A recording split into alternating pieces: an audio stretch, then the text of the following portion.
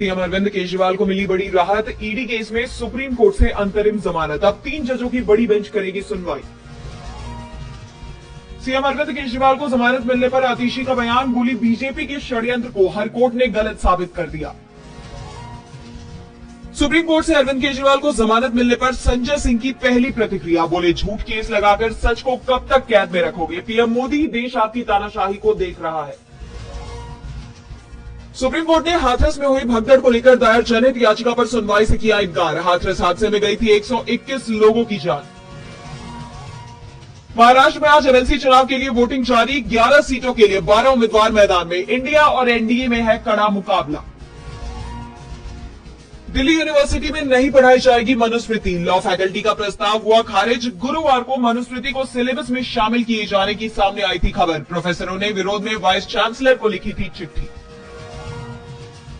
CISF BSF भर्ती में अग्निवीरों को मिलेगा 10% आरक्षण। आयु सीमा में भी मिलेगी छूट। गुजरात में 10 वैकेंसी के लिए 1800 लोग पहुंचे। धक्का मुक्की में स्टील की रेलिंग टूटी। राहुल गांधी बोले भाजपा शासित राज्य इस बीमारी का एपिसेंटर बन गए। कांग्रेस ने भाजपा सरकार के खिलाफ आरोप पत्र के साथ हरियाणा मांगे हिसाब अभियान की घोषणा। 15 जुलाई से सभी 90 विधानसभा सीटों का दौरा करेंगे नेता। गुजारा भत्ता के मुद्दे पर सुप्रीम कोर्ट का दरवाजा खटखटा सकते हैं मुस्लिम संगठन। अदालत ने महिलाओं के हक में सुनाया था फैसला। यूएनएससी डब्ल्यूटीओ में बदलाव के लिए प्रतिबद्ध। ब्रिक्स की बैठक में बोले लोकसभा अध्यक्ष ओम बिरला, बहुपक्षीय मंचों के बीच सहयोग बढ़ाने पर दिया जोर। भारत के बजाय हमेशा चीन को चुनेंगे पुतिन। पीएम मोदी के रूस दौरे से चिढ़ा अमेरिका। नाटो मीट में पीएम के रूस दौरे की टाइमिंग पर उठे सवाल। जो बाइडेन की नाटो समिट में फिसली जुबान। पहले जेलेंस्की को पुतिन, फिर कमला हैरिस को कहा ट्रंप। आलोचना पर बोले इससे नुकसान तो नहीं हुआ।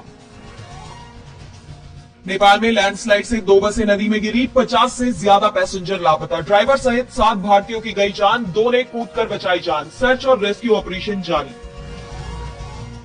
नेपाल में प्रचंड सरकार का गिरना तय। संसद में विश्वास प्रस्ताव पर आज होगी वोटिंग। नेपाली कांग्रेस और सीपीएन यूएमएल ने अपने सांसदों को व्हिप जारी कर खिलाफ में मतदान करने के दिए निर्देश।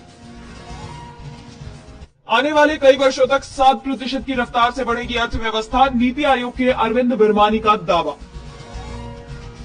तेल गैस क्षेत्र में $100 अरब का निवेश संभव। पेट्रोलियम मंत्री हरदीप सिंह पुरी बोले तेल आयात पर निर्भरता घटाने की जरूरत। भारत श्रीलंका सीरीज का शेड्यूल जारी। 3 मैचों की टी20 और फिर 3 मैचों की वनडे सीरीज खेलेगा भारत। श्रीलंका सीरीज से हेड कोच के तौर पर अपने सफर का आगाज करेंगे गौतम गंभीर। अनंत राधिका की वेडिंग पर विदेशी मेहमानों का इंडिया में शानो शौकत से हुआ स्वागत। आज शादी के बंधन में बंधेंगे अनंत अंबानी, राधिका मर्चेंट। अक्षय की फ्लॉप फिल्मों से भी ठंडी रही सरफिरा की बुकिंग। जनता की तारीफ के भरोसे